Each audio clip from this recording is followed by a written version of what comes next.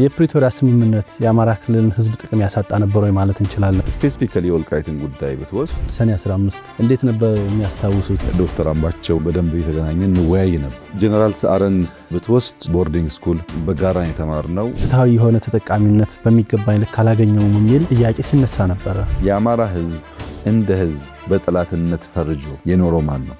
ለሴራ ጎንጓኞች የጦር መሳሪያ የሚያስታጥቀው ሀገር ሴቱ ነው። ሚኒሊክ ካለ ጎበና ካለ ሚኒሊክ ዘመናት ኢትዮጵያ መፍጠር የሚችሉበት ምንም አይነት እድል የለውም። ጠመንጃ በማንሳት ወደ ጫካ የገቡ ኃይሎች አሉ። የተዘጋ ቤቱን ፍሬሽ ኤር ለማስገባት መስኮት ሲከፍት ንጹህ አየር ብቻ አይደለም ወደ ቤቱ የሚገባው። የኢትዮጵያ ህዝብ እዚህ ምርጫ ላይ ሲሳተፍ ምን መልእክት ሊያስተላልፍ እንደፈለገ መውሰድ እንችላለን? ባለፉት 5 ዓመታት ብዙ ድንቅ ስራዎች ሰርተናል።